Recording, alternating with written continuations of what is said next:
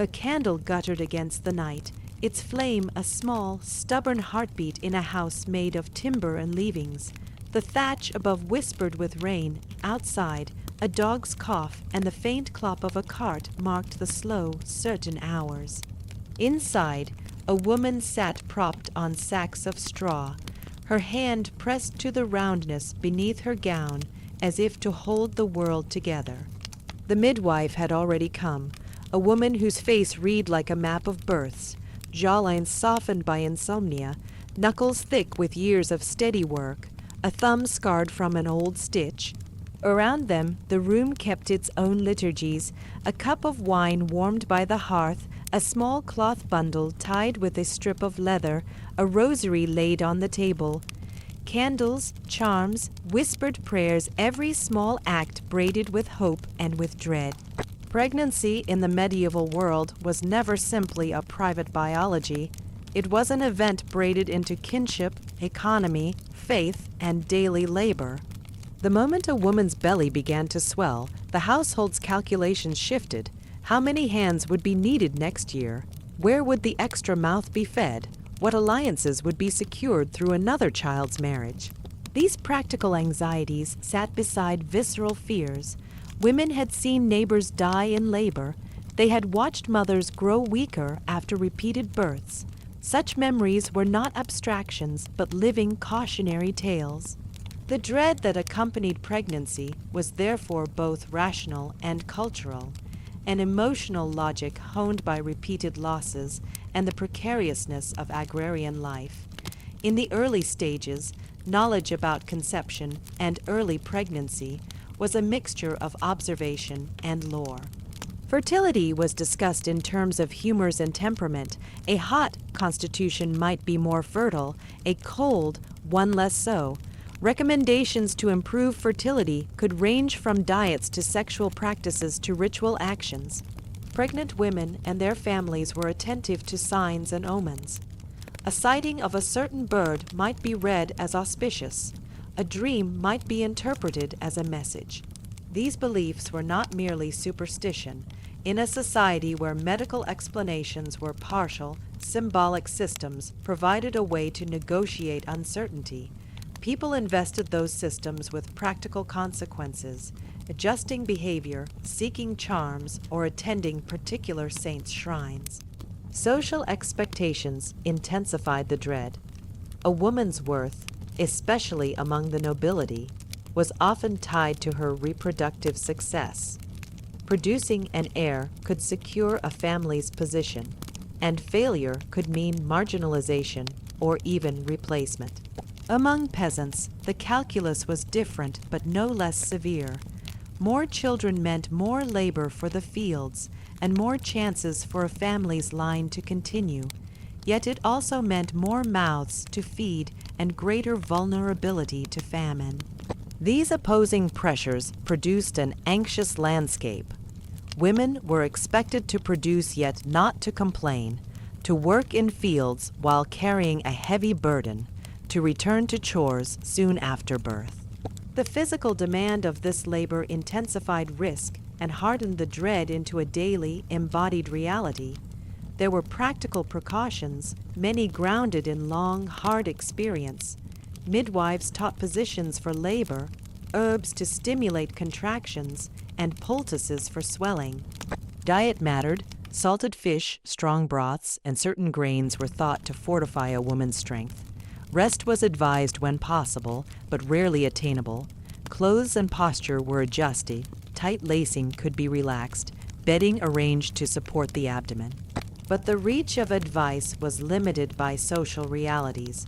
Poor nutrition, hard labor, and frequent pregnancies left many women already weakened before labor began.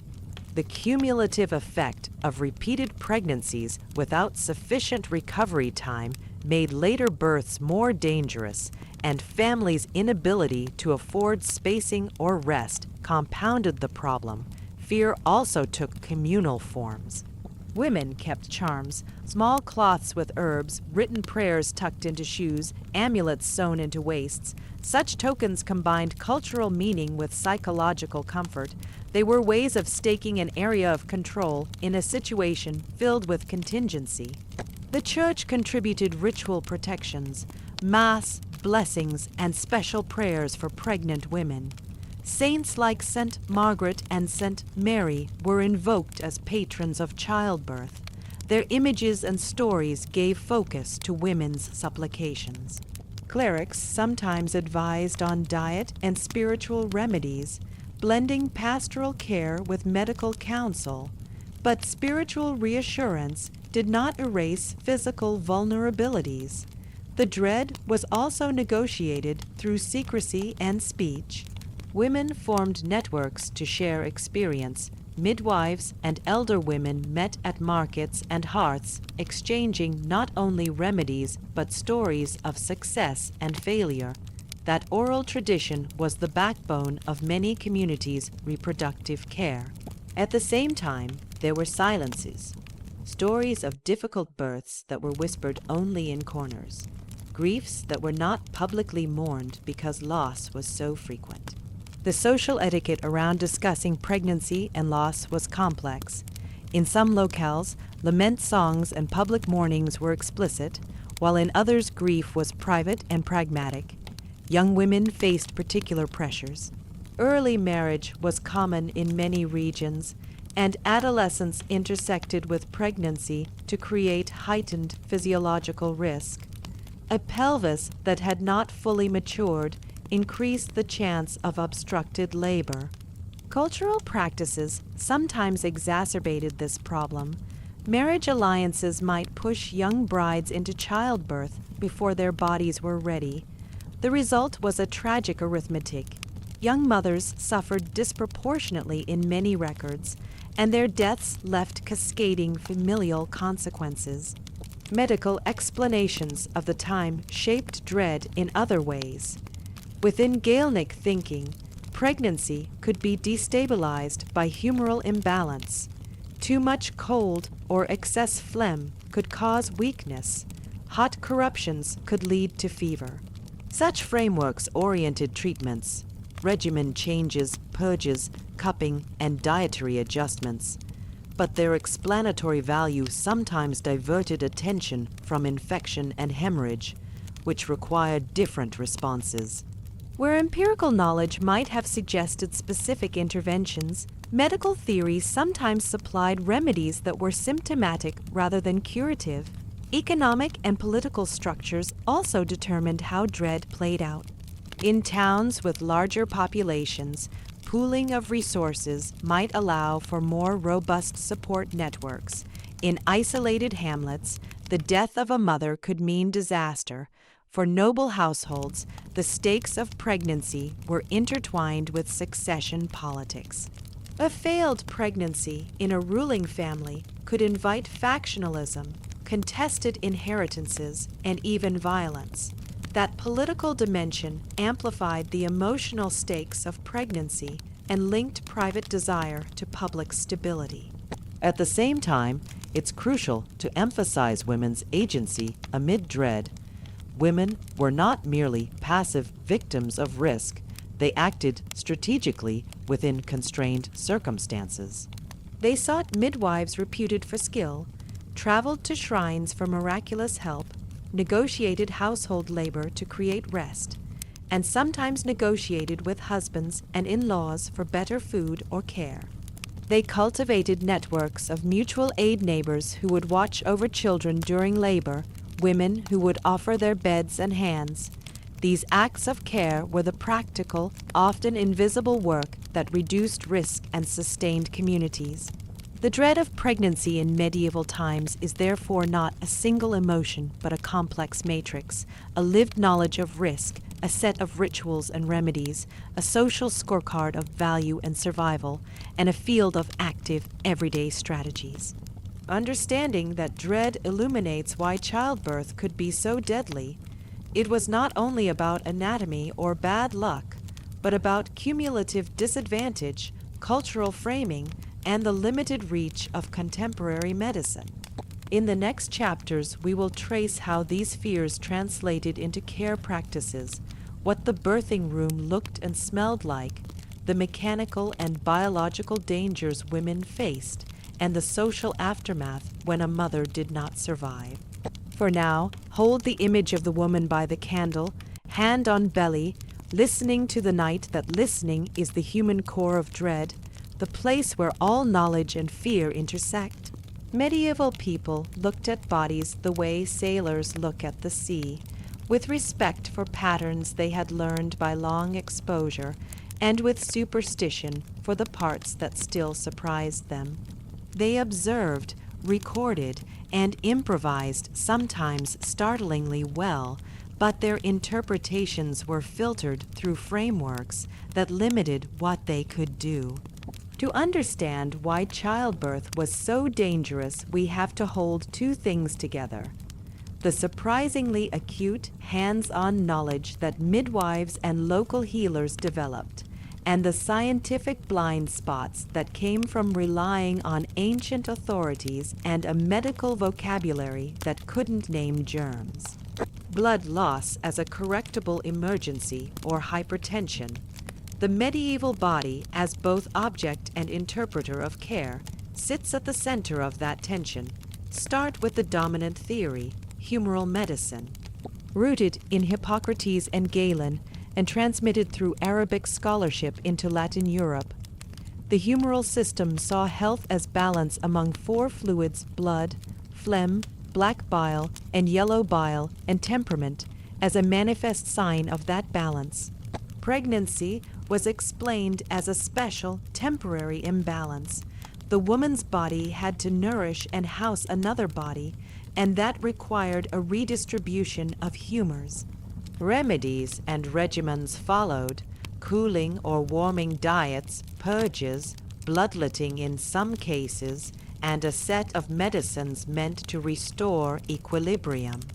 These prescriptions were coherent and systematic within their logic, but they often missed what we now know to be the proximate causes of maternal death: infection, hemorrhage, obstructed labor, and hypertensive crises. The humoral framework didn't have a concept for microbes or for how bacteria could travel on unwashed hands or instruments. So even careful practitioners could accidentally worsen a situation by applying a treatment that felt right within the theory, but did nothing to stop a spreading infection. Despite that theoretical fog, practitioners developed real skills. Midwives, often women of high status within their communities, learned by apprenticeship. Watching births, assisting, and slowly building a tacit knowledge about which positions eased contractions, how to reposition a malpresenting fetus, and when to use certain hands-on maneuvers. Their fingers became diagnostic instruments, feeling for the baby's head, its orientation, whether it was encroaching on the pelvic inlet or stuck in a way that would portend trouble. They learned to judge the length of labor by changes in breath and pulse, to recognize the fatigue that presaged uterine exhaustion, and to time interventions like herbal stimulants. This embodied knowledge saved lives even in the absence of modern interventions.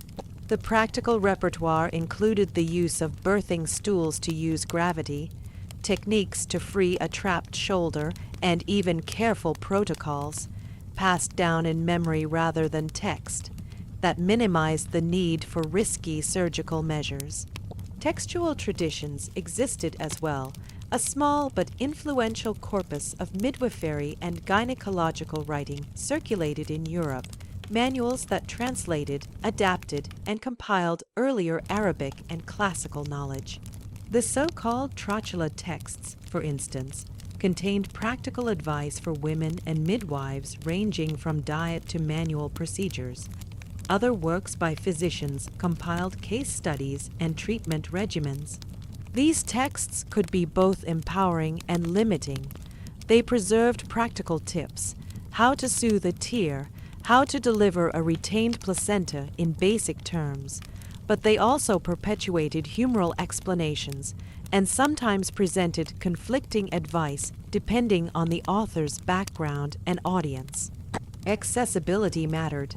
Literate medical men tended to write in Latin, and the women who actually delivered babies often relied more on oral transmission and local recipes than on books.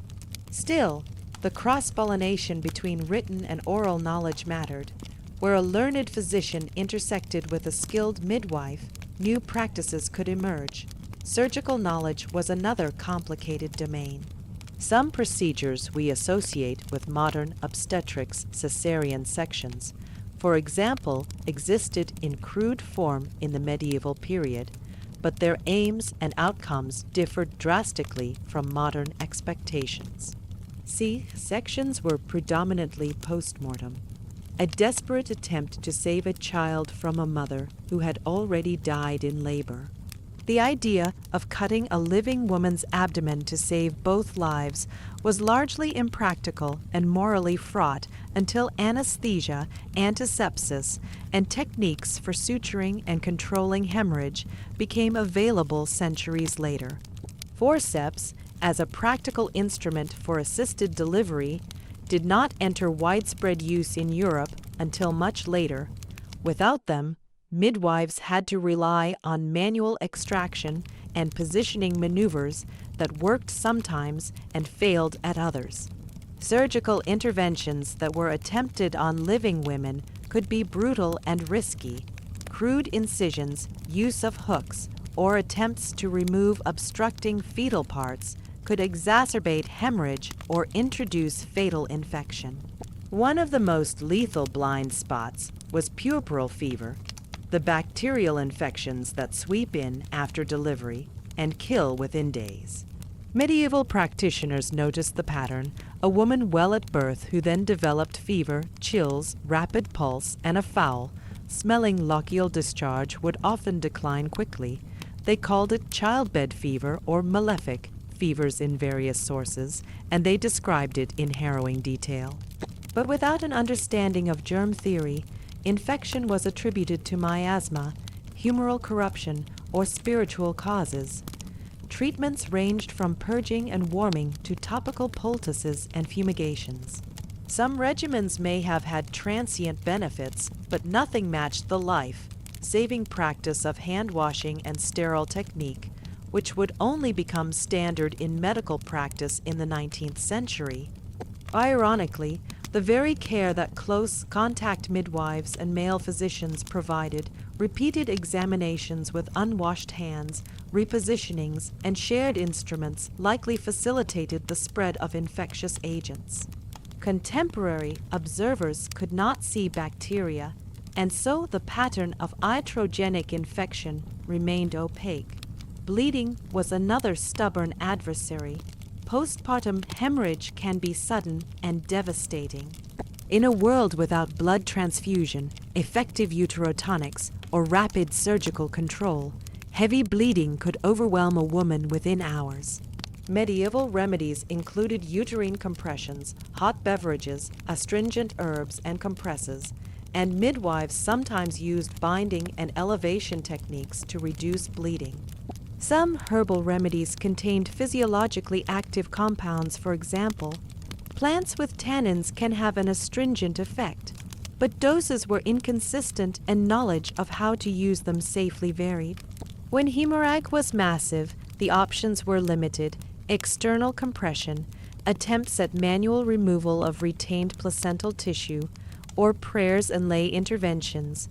The lethality of hemorrhage was therefore partly physiological and partly a function of absent technologies.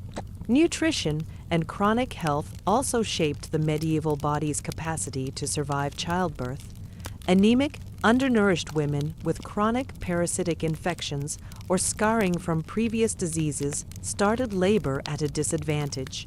The cycle of frequent pregnancies without sufficient interbirth intervals prevented full recovery of iron stores and overall strength.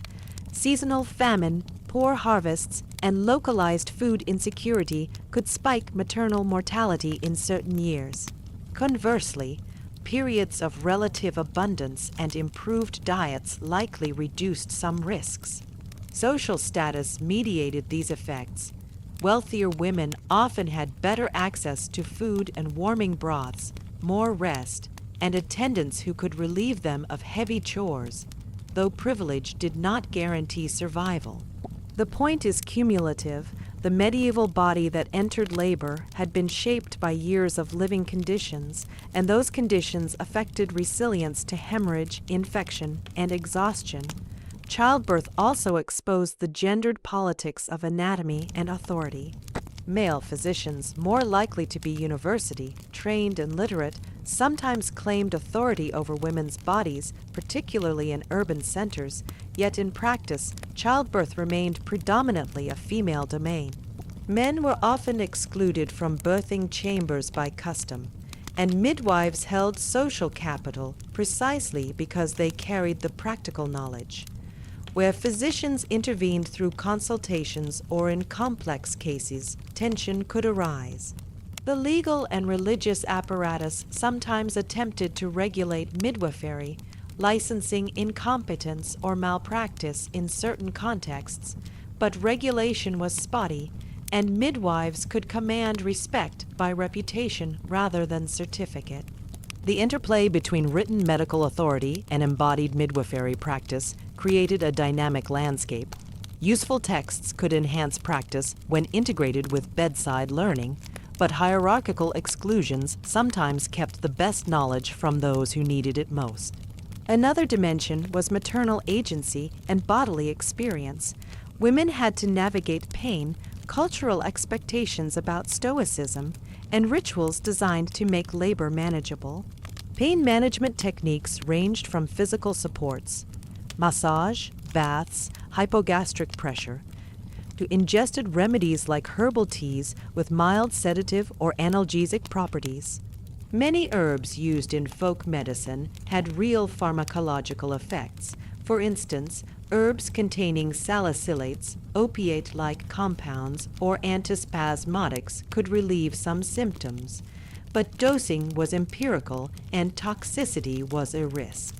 The desire to relieve suffering coexisted with moral and spiritual frameworks that sometimes framed pain as redemptive or as part of Eve's punishment.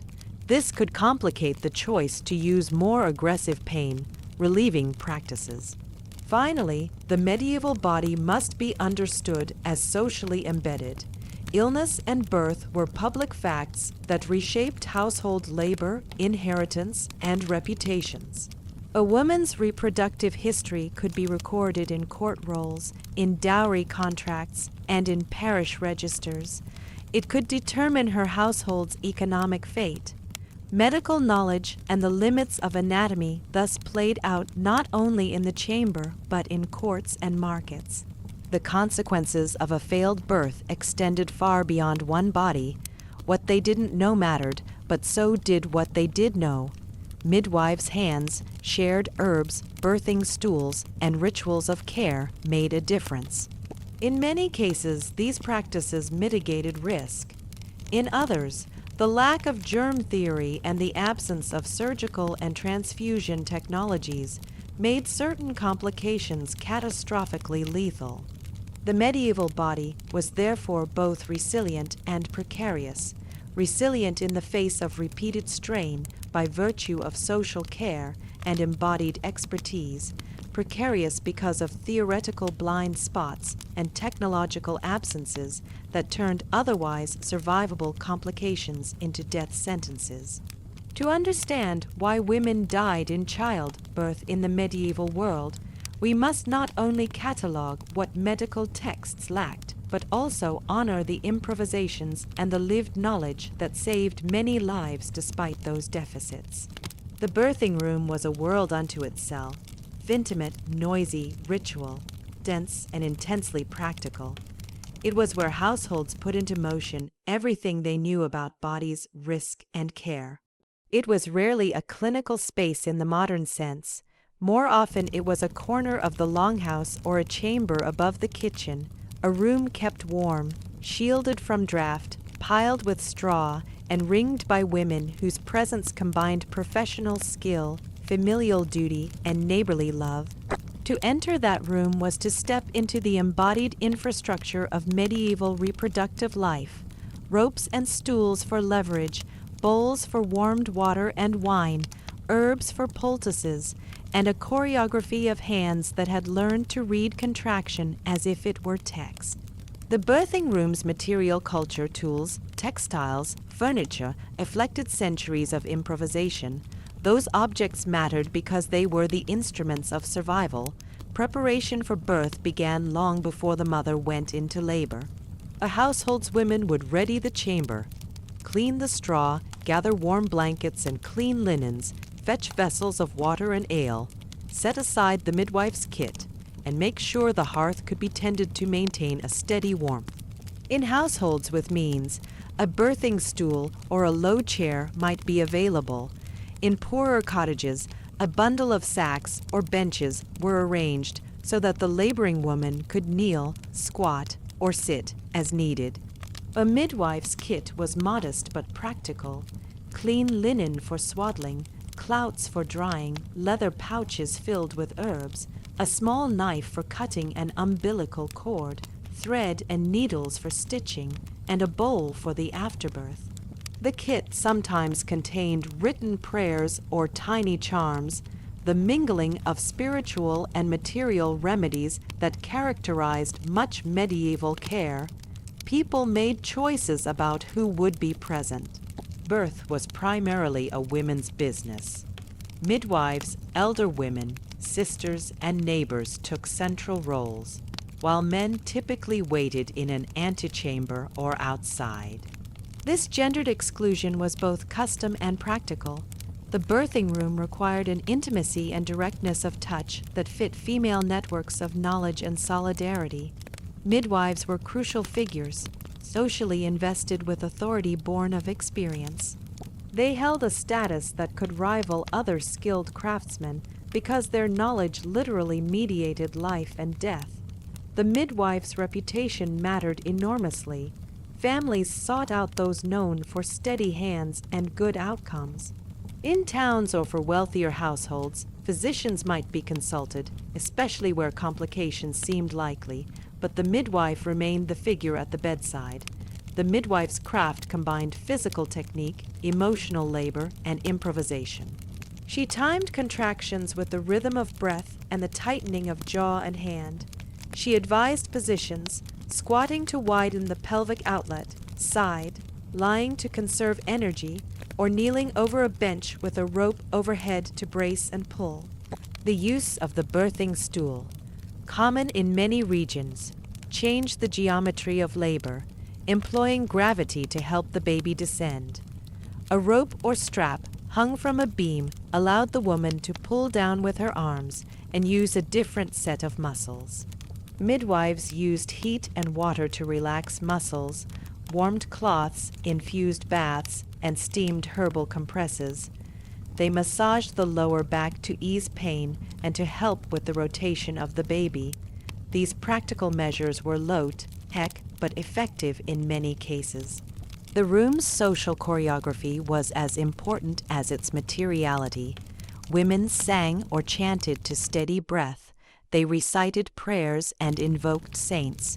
They reminded the laboring woman to pace her pushes and to focus on imagined imagery: water, a river, the motion of weaving. There were cultural scripts that shaped expectations.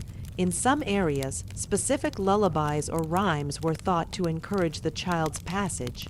In others, silence was maintained because loud noise was believed to frighten the infant. Those scripts mattered because they coordinated the group's activity: when to prod, when to cajole, when to call a physician, and when to prepare for the worst. Decision-making in the birthing room could be rapid and decisive, especially when complications arose. A midwife's authority to command a change of position or to try a manual maneuver could be the difference between life and death. Complications exposed the limits of that authority when labor stalled, when a baby refused to rotate, or when the pelvic dimensions prevented progression. The midwife had to decide between a series of manual techniques or to send for outside help. Manual techniques included attempts to reposition the fetus by external manipulation, using fingers to feel for a shoulder dystocia and to release a trapped arm, or guiding a hand to the mouth to clear secretions. If the placenta did not deliver, the midwife might attempt controlled cord traction and uterine massage to encourage expulsion, or use herbal astringents thought to induce uterine contraction. These interventions required skill and courage. They were physically demanding and could provoke bleeding or infection. Sanitation was a pervasive problem. The medieval household, even when kept as clean as custom allowed, lacked the sterile standards modern medicine relies on. Linen and cloth were washed less frequently, and knowledge about invisible microbes did not exist. Midwives washed hands, sometimes used wine or vinegar for rinsing, which likely had some mild antiseptic effect, but there was no consistent theory of infection. Instruments were simple and often reused. The warm, crowded atmosphere that helped a woman labor also made it easier for pathogens to spread in the postnatal period. Puerperal fever sometimes followed births when the immediate care, touching, repositioning, or cutting the cord, had introduced bacteria. The birthing room could thus be both a site of care and an unwitting vector of disease. Religious ritual was woven tightly into birthing practice. Priests might be summoned to perform last rites or to administer sacraments, especially in noble households. In parish contexts, priests offered blessings and recommended saintly intercessions. Saint Margaret, Saint Mary, and local saints were commonly invoked. The Church's involvement was not limited to spiritual consolation. Clerics sometimes advised on physical care too, particularly in small communities where the parish priest was a literate figure who had access to medical texts or to clerical networks of advice. Yet religious frameworks could also shape interpretations of complications. Misfortune might be read as divine testing or as consequence of sin, and that shaped how families reacted socially and emotionally. The birthing room also functioned as an arena for knowledge transmission. Apprenticeship happened here.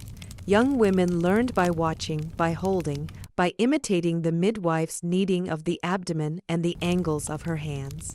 In many localities, rules of thumb were more valuable than theoretical treatises. Songs, rhymes, and commingled gestures codified practical knowledge into memory. Midwifery guilds or local associations occasionally formalized learning, but most transmission was personal and tactile, which both preserved effective practices and allowed variations rooted in local ecology, choice of herbs, preferred positions, and rituals to persist. Emotionally, the birthing room was a crucible.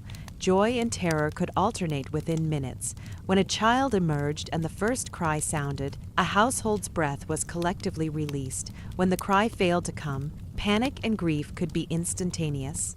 Midwives often served as emotional anchors, keeping a steady voice, dispensing hot broth, and steadying the woman's hands with a practiced grip. They could also be the first to recognize when a mother was slipping into shock, pallor, cold sweat, erratic pulse, and call for urgent measures, compresses, bandaging, raising the legs, or applying herbs thought to constrict bleeding. The midwife's work was, in effect, triage in a world without hospitals. Children's immediate postnatal care also unfolded in the birthing room.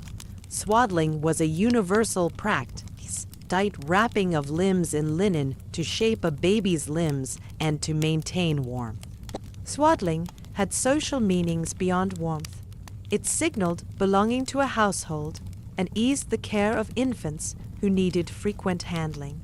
Midwives checked the newborn for breathing, cleared airways, and sometimes applied stimulant, scrubbing the back, briskly drying the skin, or using bitter smells to rouse a sluggish infant.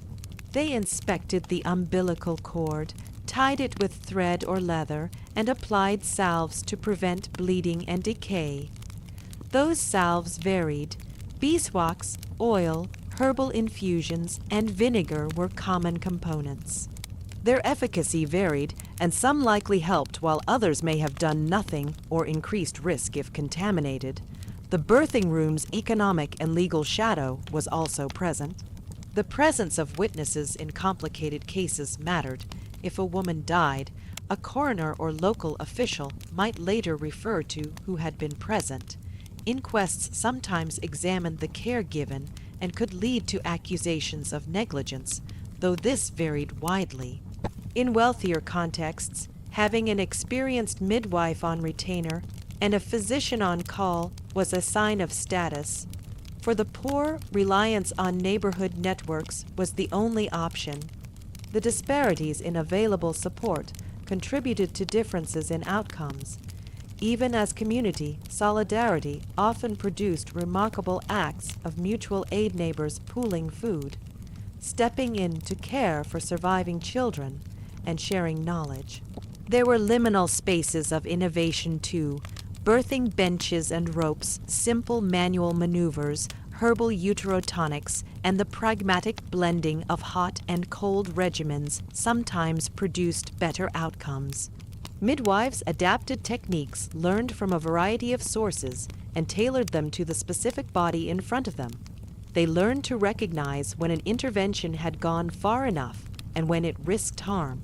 That judgment, often invisible to records but crucial in practice, was the heart of the birthing room's efficacy.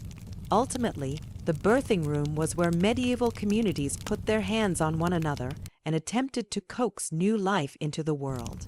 It was a place of tactile intelligence, improvisation, and ritual where knowledge and ignorance met. It gave us midwives whose skill and courage kept countless mothers alive, and it revealed structural weaknesses. Unsanitary conditions, limited surgical options, and social pressures that turned otherwise survivable complications into fatal events.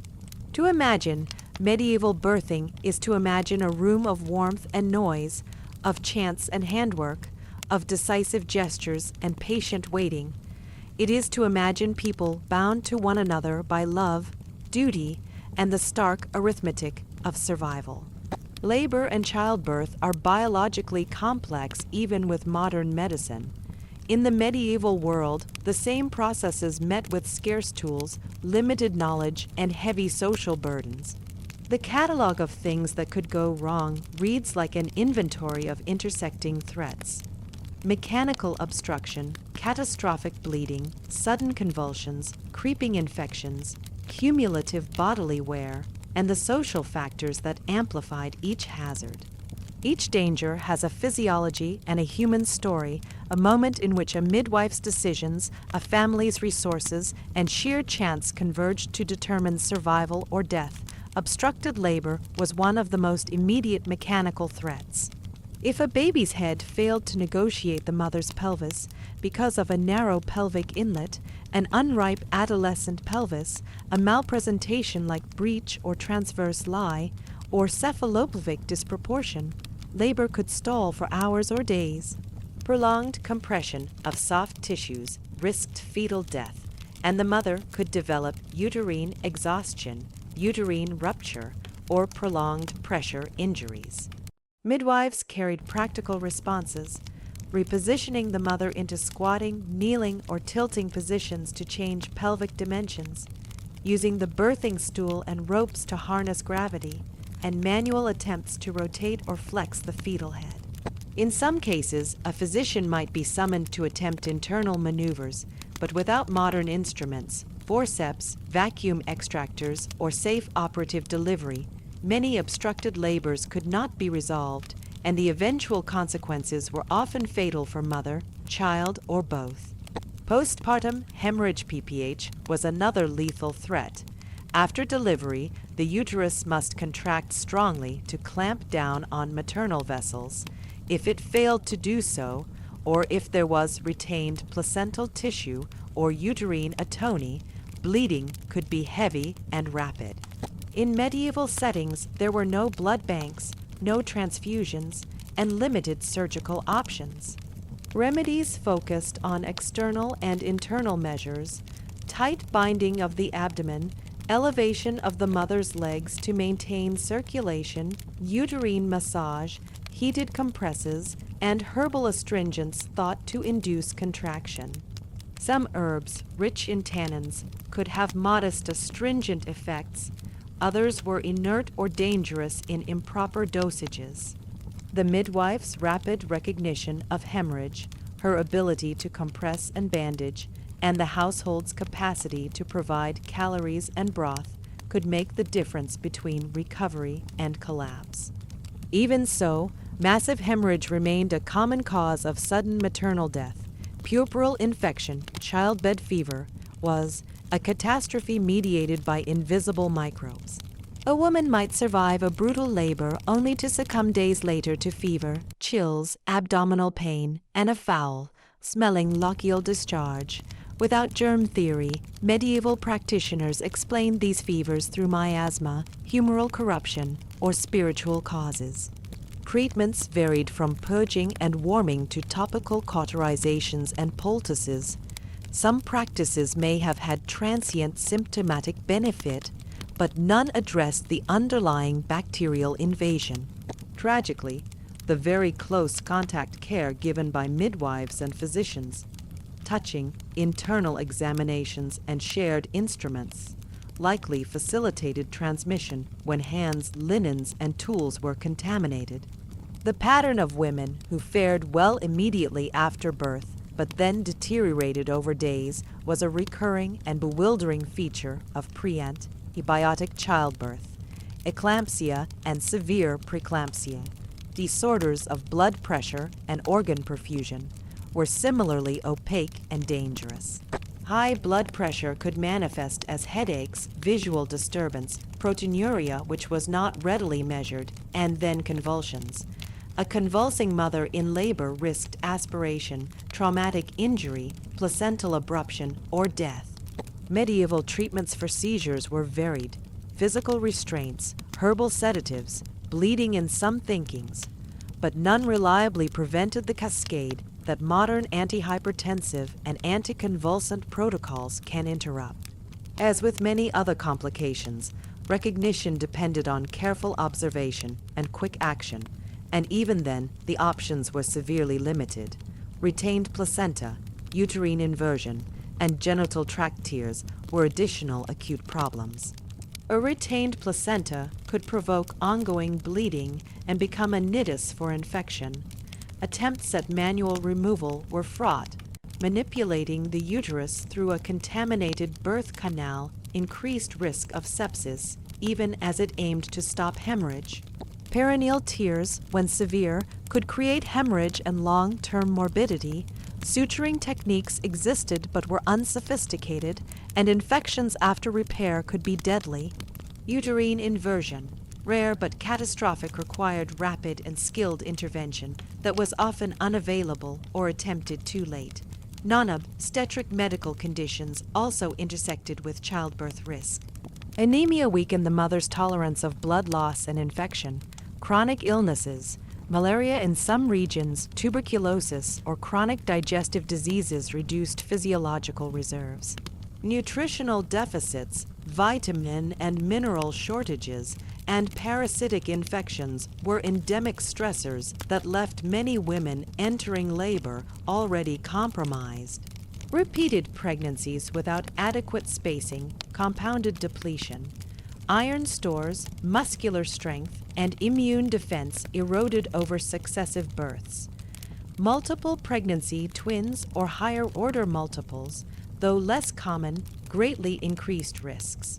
Uterine overdistension predisposed to malpresentation, preterm labor, and hemorrhage. In an era without neonatal intensive care, high-order births overwhelmed household capacities for care and often resulted in perinatal and maternal catastrophe. The role of iatrogenic harm must also be acknowledged. Certain interventions, however well-intentioned, introduced risk. Internal examinations with unwashed hands, crude incisions, or the use of contaminated instruments could seed infection. Some aggressive remedies, declared in medical texts of the time, such as caustic poultices or excessive purging, may have weakened already fragile bodies. The paradox is painful. The more skillful and attentive the caregiver, the more opportunities there were to transmit pathogens in the absence of antiseptic technique. Social and economic determinants of risk were as lethal as biological ones. Poverty meant poor nutrition, heavy labor during pregnancy, crowded living, limited access to experienced midwives, and no recourse to physicians or distant hospitals. Young brides, whose pelvises had not fully matured, faced higher rates of obstructed labor. High parity, the cumulative effect of many pregnancies, elevated lifetime maternal mortality risk. Seasonal patterns mattered. Famine years and winters with scarce food correlated with spikes in maternal deaths. Geographic isolation meant delays in care when complications arose. The care a woman could receive was therefore inseparable from her social position. Wealth bought cleaner rooms, more attendants, and sometimes surgical consultation. Poverty bought neighborly solidarity, but also harsher baseline risks. Lastly, the psychological and cultural dimensions shaped outcomes. Stigma around complicated births, beliefs about sin or divine will, and the role of blame in the wake of death could determine whether families sought assistance promptly or concealed problems. Rituals of protection sometimes focused energy and resources beneficially, but other times they diverted attention from practical measures. The emotional labor of midwives, steadying, consoling, managing families, was itself a resource that mitigated some risks, but it could not substitute for the absent technologies that would have changed survival odds dramatically. What did they do in the face of these dangers? They improvised relentlessly. They used birthing stools and ropes. They massaged uteruses. They devised poultices, and they learned by watching generations of births. They developed triage, rapid recognition of hemorrhage, manual maneuvers for malpresentation, and the pooling of local knowledge to decide when to seek extra help. Many lives were saved by these practices. But certain complications, massive hemorrhage, uncontrolled sepsis, catastrophic eclampsia, or prolonged obstructed labor, remained in large part beyond the capacity of medieval medicine to treat reliably. That is the tragic and essential fact. In that world, many deaths were not a consequence of lack of effort or compassion, but of the absence of technologies and theoretical frameworks that would only arrive centuries later when a mother did not survive child. But the shock rippled outward. Immediately, and in ways both practical and private, the household's domestic architecture, who cooked, who tended animals, who watched the youngest, had to be rearranged at once. The village's labor economy shifted. Fields might be left untilled until a husband or kin arranged replacement help. Craft production slowed. Apprenticeships could be renegotiated because a child needed care. For a widowed husband, the loss was both emotional and economic. For children, the absence could mean new guardianship, fosterage, or early entry into work. The aftermath of maternal death was therefore not an event frozen in grief, but a messy, negotiated reorganization of daily life. Parish and legal records from the medieval period show how pragmatic these responses often were. Wills, dowry settlements, and manorial rolls register the rapid social bookkeeping that followed a death in childbirth. Guardianship might be assigned to a maternal uncle, a neighbor, or the parish. Dowries could revert or be renegotiated. Land tenure sometimes required immediate settlements to ensure crops were harvested. Coroners' inquests, where they exist, aim to document cause and responsibility, partly to understand if negligence played a role, partly to adjudicate disputes over inheritance or obligations. These documents can feel bureaucratic and cold, but they reveal the intense administrative labor that death forced on households and communities. Children's fates varied widely. In elite families, infants might be cared for by wet nurses and tutors. In peasant households, older siblings or female kin often stepped into child care roles, and very young infants could be fostered out to other families in exchange for labor or food. Fosterage was a common social institution in many parts of medieval Europe, an arrangement that could both bind families together and redistribute the cost of child rearing. In some settings, the parish might assume care of orphans or provide alms, but church charity was patchy and often insufficient for long-term needs. The loss of a mother thus frequently led to fragile childhoods marked by changing households, early labor, and the constant negotiation of survival. Emotionally, responses blended stoicism with intense grief. In societies where maternal death was tragically common, communities developed rituals of mourning, laments, wake-like gatherings, and sometimes annual remembrances. Women's networks were crucial for emotional and practical support. Neighbors brought food. Midwives might return to help with feeding and cleaning, and kinship ties were mobilized to tend to the household. But public expressions of grief could be curtailed by the sheer frequency of loss. Communities learned to integrate mourning into continuing labor. That adaptation was not absence of feeling, but a form of social resilience, grief shaped by necessity, folded into everyday work. The cultural framing of maternal death also mattered. Religious narratives often cast childbirth within redemption motif, Spain as participation in the fall, and motherhood as sanctified suffering. Yet these frames coexisted with darker interpretations. Some accounts interpreted maternal death as divine punishment or as the consequence of sin, especially if pregnancy out of wedlock or other moral transgressions were involved. Such interpretations shaped social reactions. In some cases, sympathy and charity were immediate. In others, blame and stigma complicated assistance. The Church's role was ambivalent. It provided ritual consolation and sometimes material support, but it also reinforced moralizing narratives that could complicate bereavement. Memory and commemoration took many forms. Parish registers might note a woman's death in childbed, a term that registered cause and shaped local memory.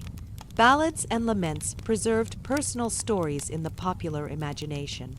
Family prayers and shrines kept individual names alive. A widow's or mother's name could be invoked in household prayers for years, and small domestic relics, shawls, christening gowns, letters, served as tangible anchors of loss. In some cases, a revered midwife's memory could become communal lore, with stories of bravery and skill passed down as both tribute and teaching tool. Economically, maternal death could be catastrophic. A household that lost its primary female laborer faced immediate shortages of domestic productions, spinning, weaving, childcare, food preparation, that could undermine subsistence. Men often lacked the domestic skills to substitute easily, and hiring external help cost money many families did not possess. This frequently led to rapid remarriage, sometimes within months, as survival took precedence over mourning. Remarriage realigned property rights, household labor, and child rearing responsibilities. It could restore economic stability, but also provoke tensions over inheritance and parental rights. The frequency of such remarriages in records reflects a social calculus driven by necessity rather than indifference. The legal aftermath could be thorny. Inheritance laws, wardship rules, and dowry claims all came into play. If a widow died shortly after giving birth, questions about the legitimacy of heirs, the management of lands, and the enforcement of dowry provisions could lead to disputes adjudicated in manorial courts or ecclesiastical tribunals. Such disputes sometimes exposed broader familial fractures and could entangle multiple households in long legal processes. The presence of written records, wills, charters, court rolls, means historians can trace these cascades of consequence. But those records also remind us how entangled intimate loss was with public legal life. Public health consequences accumulated across communities. High rates of maternal death contributed to altered population structures, fewer women of reproductive age, more widowed men, shifts in average household size that in turn affected labor supply and demographic patterns. Epidemics, poor harvests, and famines could exacerbate maternal mortality.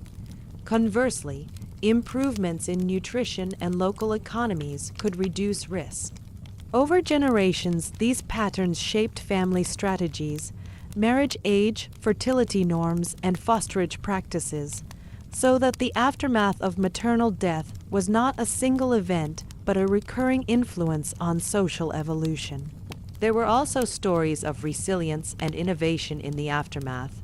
Women's cooperatives, informal systems of mutual aid, and midwifery networks sometimes emerged to share the burden. In some regions, guilds or confraternities provided limited support to widows and orphans. In others, wealthy patrons endowed alms, houses, or bequeathed lands to sustain dependents. Local innovations, like collectively organized childcare or pooled grain stores, reduced vulnerability. These adaptations show that communities were not passive victims of loss. They actively reorganized to mitigate future risk and sustain life. Finally, the moral voice of the aftermath is complex. To read medieval records for maternal death is to encounter both heartbreaking detail and a stubborn human improvisation. The loss of a mother rearranged households, rewrote legal documents, forced rapid economic adjustments, and left long shadows of grief. Yet, across those disruptions, people found means to continue. Neighbors fed infants, kin renegotiated labor, parishes offered ritual consolation, and memory preserved names. The aftermath was therefore both a ledger of loss and a canvas of social creativity, where survival and sorrow interwove into the continuing fabric of communal life. Fragments of ink on parchment and brittle entries in monastery rolls give us the faint, stubborn voices of medieval people who faced pregnancy and childbirth. These records, coroners' inquests, wills, letters, ballads, and household accounts, don't offer neat narratives so much as shards, a midwife's name praised in a village song, a terse line in a manor roll noting died in childbed, a monk's letter describing the death of a sister after delivery. Taken together, however, these shards assemble into intimate portraits that make the statistics human. Here are several representative stories drawn from the kinds of sources historians rely on: court testimony, ecclesiastical registers, didactic poems, and folk memorials, composed to bring into focus how a single childbirth could ripple across lives. First, the midwife and the manor. In a 15th century manor account, there is a repeated, unadorned listing: payments to a wise woman, for attending labor, wine for the mother, a pair of shoes for the midwife's apprentice. Nearby, a coroner's roll records a tragic outcome. Margaret, wife of Thomas of Little Hinton, died in childbed after a long labor, midwife called at second watch. The two entries together tell a story of routine care and sudden catastrophe. Margaret's family had prepared, wine, an experienced midwife, an apprentice to assist, but the labor stretched into hours, then into night. The midwife's presence and the household's provisioning were not enough to prevent a fatal complication, perhaps hemorrhage or infection. The manor accounts payment gestures toward the social value placed on midwifery, acknowledgement of labor that saved many even as it could not save all. Second, the urban petition. In a late medieval town record, a woman named Agnes petitions the guildsmen for relief after her husband dies at sea, and she is left pregnant with their last child. The petition is practical. She asks for work to sustain herself and for the guild to vouch for a midwife at her delivery. Agnes's plea reveals an urban safety net that was informal and negotiated. Guilds sometimes provided support, neighbors could intercede, and municipal officials might attend to vulnerable households. The petition also underscores the real precarity pregnant women faced when social ties frayed. Agnes survives. The record notes the christening of her child and later a small annual alms given by neighbors, evidence of a community stepping in to secure a newborn's survival after maternal vulnerability. Third, the coroner's drama. Coroner's inquests are often blunt, clinical, and legally motivated, but they give exceptional detail about specific deaths. One inquest describes a prolonged labor where a midwife and 2 women did all that was possible, but the mother failed of strength and died 3 days after delivery. Witnesses are questioned about the timing of birth, what measures were taken, who was present, and whether negligence occurred. These records sometimes reveal the medical steps attempted, binding, poultices, blistering, and the social scrutiny that followed a death. The inquest could be an occasion to exonerate or to blame, and it shows how communities tried to make sense of loss by methodically reconstructing events. Fourth, the convent letter. Monastic houses kept careful records, and nuns sometimes wrote letters that record deaths in frank, intimate language. A nun's letter describing the death of a lay sister who came to give birth in the infirmary conveys both tenderness and practical detail. How the sisters gathered, how the abbess called in a midwife from the town, how prayers were said through the night.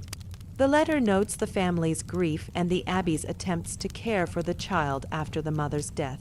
Such documents reveal how religious institutions functioned as medical resources, offering refuge, nursing care, and spiritual solace. They also show the blurred line between sacred consolation and medical treatment in an era when monasteries were centers of both literacy and caregiving. Fifth, the folk ballad. Popular culture preserved its own testimony in songs that circulated through marketplaces and hearths. A ballad might tell of a midwife who saved a babe with her old hands, or of a mother who went to the church and never came home. Ballads functioned as memory, pedagogy, and social commentary. They celebrated skill, warned of dangers, and kept names alive across generations. Their narrative form allowed communities to grapple with sorrow and to inscribe moral lessons about care and caution. While they seldom read like factual reports, ballads capture the emotional geography of childbirth, fear, pride, gratitude, and mourning in a way official records cannot. Sixth, the family ledger. Household accounts sometimes list tangible things prepared for a birth. Payments for cloth for swaddling, the purchase of a christening candle, payments to a wet nurse months later. One ledger entry records a mother's meticulous sewing of a child's gown with the notation, "In case I do not live." That line is both heartbreaking and revealing. It displays a pragmatic preparation for death that was part of daily life for some women. The act of sewing a gown in case is a small human testament to the rational acceptance of risk and the careful domestic planning women undertook to protect their children's futures. Seventh, the legal dispute. In several recorded disputes, a late maternal death created a legal scramble over property and guardianship. A widow who died shortly after giving birth could leave a newborn whose inheritance was contested by kin. Court records show guardians arguing over who should raise the child and who controlled the estate until the heir came of age. These disputes underscore how intimately mortality was tied to property and power. The death of a mother altered legal standing and could reverberate through family fortunes for decades. Eighth, the midwife's accolade. In some communities, a midwife's reputation became legendary. Local chronicles or family memoirs recount a midwife who delivered 3 generations, or who revived 2 babes with her skill. These accolades were social currency. The midwife's name was a household asset invoked when a bride went into labor. Such praise also clarifies how expertise circulated through apprenticeship, reputation, and mutual trust, and how women guarded those skills as a form of power. Ninth, the anonymous Mass. Church records sometimes note Masses said for mothers who died in childbirth, with small bequests left for annual remembrance. These acts of commemoration served multiple functions. They sought spiritual aid for the deceased, publicly acknowledged loss, and provided a ritual anchor for communal memory.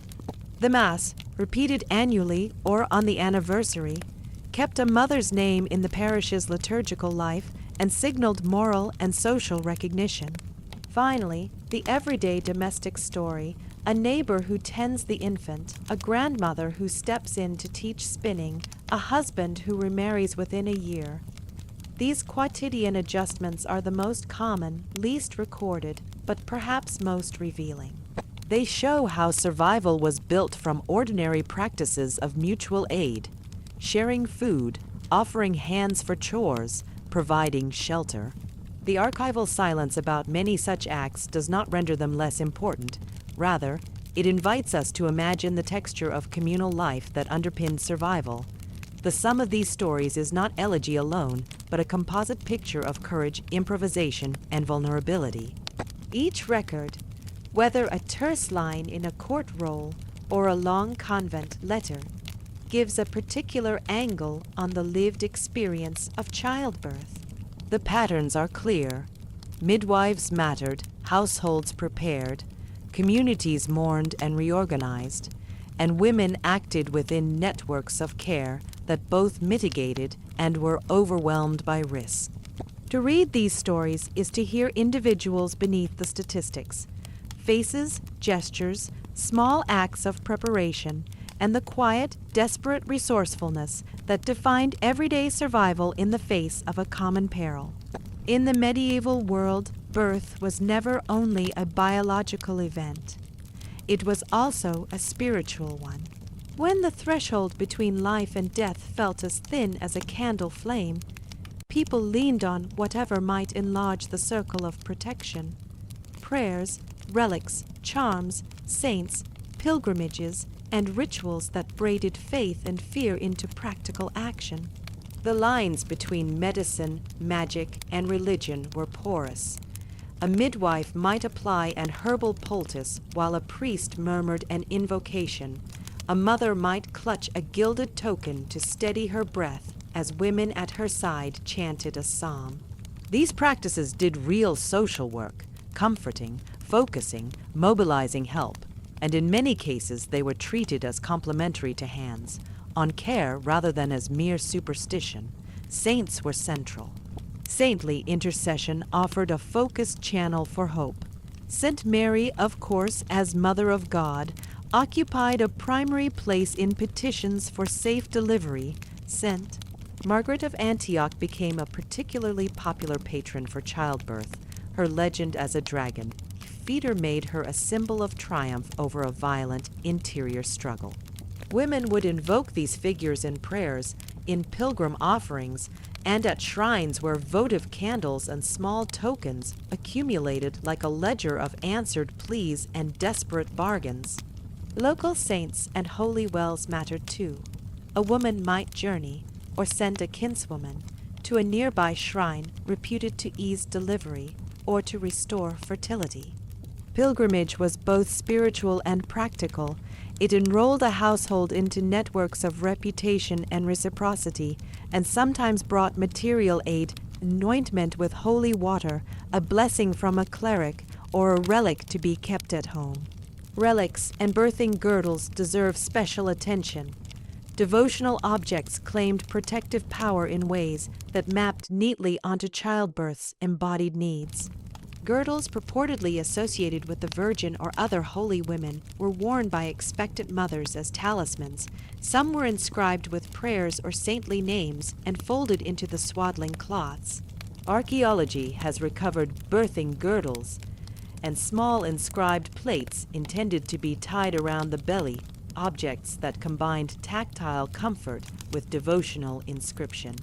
Whether by placebo effect, by concentrating a mother's focus, or by creating a social signal that rallied care, these objects often functioned as psychosocial technology. They signaled that a woman was being watched by a network of faith and humans alike. The clergy's role was complicated and variable. Parish priests administered blessings, said masses for safe delivery, and provided sacramental rituals geared to the moment: confession, anointing of the sick, or the giving of a cross or blessed water. In wealthier households, a priest might be summoned promptly. In poorer parishes, a collective litany might be sung in the church. Monastic infirmaries performed both prayer and practical care, and many convents served as refuges for pregnant women, places where literacy and care overlapped. Yet ecclesiastical authorities were not uniformly approving of all popular practices. Some clerics condemned talismans and what they called superstitious charms. Others tolerated them as harmless piety, and many simply incorporated local customs into sanctioned rituals. The reality on the ground was pragmatic. When lives were at stake, parish priests often worked alongside women's networks rather than above them. Folk ritual incantations, amulets, and household charms remained pervasive precisely because it was accessible. A string of beads with a Latin inscription, a small linen bag stuffed with rue and other aromatic herbs, or a whispered rhyme passed down by grandmothers all offered a margin of psychological control. Many charms were hybrid. They combined scriptural verses, saint names, and herbal practice. Herbs, in turn, were not only pharmacological agents, but carriers of symbolic power. Rue, sage, and rosemary had reputations for both physiological and protective effects. The placement of herbs, tied to a girdle, burned as fumigation, or simmered into a tonic made meaning as much as medicine. Astrology and timing also shaped choices. Medieval medical astrology taught that planetary hours and the moon's phases influenced conception, labor onset, and even the temperament of a child. Physicians and some midwives consulted almanacs to pick auspicious times for certain interventions or to interpret signs during labor. While this sounds alien to modern sensibilities, it provided a coherent framework for interpreting irregularity. When labor stalled, the misalignment of stars could be read as a clue rather than sheer chaos. That system sometimes recommended concrete actions, delaying or inducing certain remedies at favorable hours, which could at worst be harmless and at best organize care in a predictable way. The intersection of faith and survival extended into emergency practices with distinct theological implications. Baptism, for instance, had existential weight. An unbaptized infant's fate in medieval theology was feared, so the immediate postnatal moment often included urgent attempts to ensure the child's soul. Midwives often performed emergency baptisms if a priest could not be summoned, using water and short formulas learned for that purpose. The social urgency to secure salvation shaped neonatal care. Swaddling, drying, and baptizing became intertwined acts aimed at saving both body and soul. Yet spiritual frameworks could also produce blame and exclusion. When a birth ended in tragedy, communities sometimes sought causes in sin, moral failure, or witchcraft. Midwives, as powerful women operating in domains of bodily mystery, could be vulnerable to suspicion, especially in periods of social stress or religious fervor. Accusations of maleficium harm by supernatural means occasionally targeted midwives or women associated with particular births, particularly when a sequence of deaths or failures struck a community. In other times and places, the same midwives were celebrated and protected by their networks. The ambivalence toward female healers reveals how gendered authority could be both enabling and precarious. Church institutions also developed formal supports, confraternities, lay religious associations, sometimes provided tangible aid, funds for a widow, support for orphans, or communal prayers for a mother's recovery. Guilds, too, could be sources of assistance. Urban networks might arrange for a skilled midwife or a stipend in case of need. These institutional structures turned private peril into a publicly acknowledged risk, and at times created mechanisms of social insurance that mattered materially. Importantly, many rituals had pragmatic benefits even when couched in spiritual terms. A blessing that gathered neighbors around a laboring mother, produced hands to warm cloths, fetch water, and tend the hearth. A pilgrimage might involve travel, but it also enlisted the labor of kin and created reciprocal obligations that helped ensure care. Charms and prayers reduced panic and focused attention. In short, faith and superstition often operated as social technologies that mobilized resources, structured attention, and provided emotional regulation, factors that do influence outcomes even if they do not cure hemorrhage or infection. Over time, some of these practices hardened into regulation or medical synthesis. Learned physicians integrated scriptural invocations into clinical regimens, and some midwives gradually incorporated accepted ecclesiastical rites into their toolkit. Conversely, clerical skepticism sometimes prompted moral campaigns against charms that borrowed too heavily from pre-Christian or folk elements. The tension between official doctrine and popular practice is one of the most revealing features of medieval childbirth. Both realms sought to manage contingency, but they did so with different emphases and tools. In the end, faith, superstition, and survival were entangled because medieval people treated spiritual action as part of the total care package. When the future of a mother and child hung in balance, prayer and anointment were as much a part of the emergency protocol as a binding or a poultice. To understand medieval childbirth is to see how people layered meanings and practices until they formed a system that was at once ritual, medicine, and social support, flawed by modern standards, yet often effective in marshaling the human resources that mattered most in the moment. Numbers can feel authoritative in a way stories are not, but with medieval maternal mortality, they are also slippery. They depend on definitions, on fragmentary records, and on how historians translate disparate sources into rates and probabilities. When you hear a claim like 1 in 3 women never survived childbirth, it's vital to ask 1 in 3 of what, measured how, and across which population and period. The blunt statistic, 1. Third lifetime risk of dying from maternal causes, has been used to indicate the scale of danger, but it compresses a complicated set of methods, assumptions, and uneven evidence into a single, shocking phrase. This chapter teases apart the math and the evidence, explains what researchers actually mean, and shows how context, stage at marriage, parity, nutrition, epidemic disease, social rank, and local customs shifts the odds dramatically. First, 2 ways people usually report maternal mortality. One is an annual rate, today called the maternal mortality ratio MMR, which is typically expressed as deaths per 100,000 live births. That's useful for